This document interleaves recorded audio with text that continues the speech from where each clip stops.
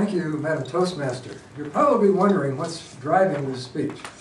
Well, 2 weeks ago, we had only one speaker, and I'm a person who believes that one speaker should not get best speaker because he or she is the only speaker. In these types of competition, the second speaker was going to be late, and it wasn't altogether clear that person was going to show up. So I thought, okay, I'll do a speech. So I went in and got the manual I was working on, which happened to be Speaking to Inform, and I went to the assignment I was on, which happened to be the demonstration. And I said to myself, what can I demonstrate? I've got 2 minutes to put together a speech.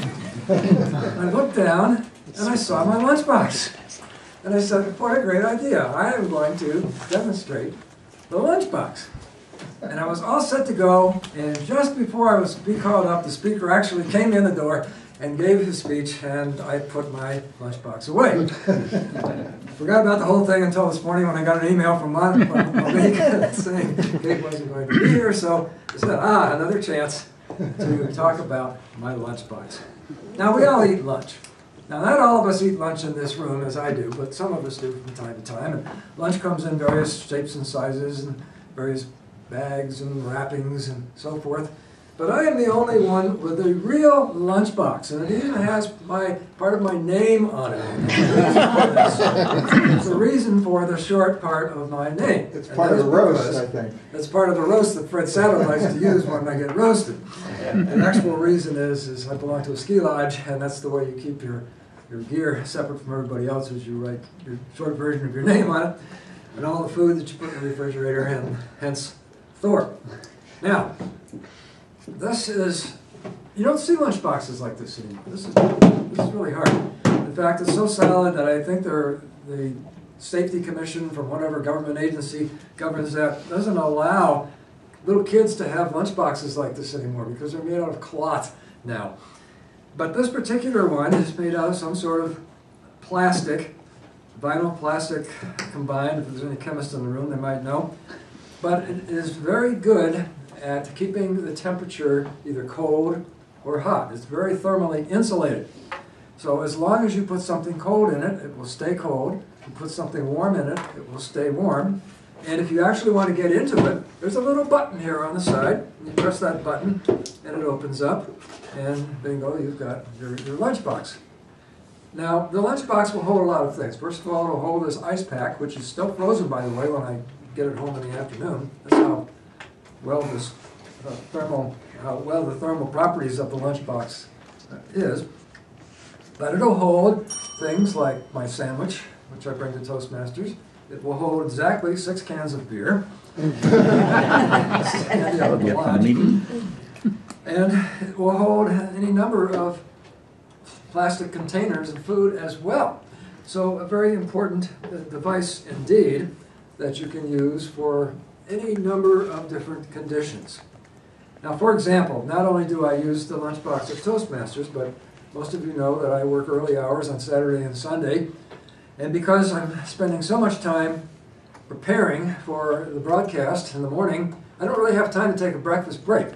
So I put my breakfast in the lunchbox, and I can eat a muffin or whatever while I'm putting the show together. So it's handy not only for Toastmasters, but also at KSPW. Now, the thing with this is you can use it not only to take something to eat, you can use it also if you buy something.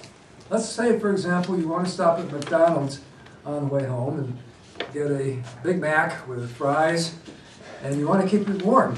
Well, as long as you don't have this in it, you can take this lunchbox, put it in there, shut it up, and you'll get home 20 minutes later and it's still hot. It's really amazing.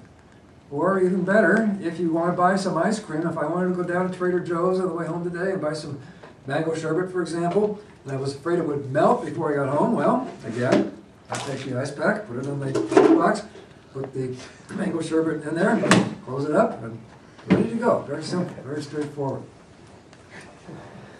Now, granted, there are alternatives to the lunchbox, as I've mentioned before. First of all, we talk about brown bag lunches, and so we can't have a brown bag, except they can only find a white bag.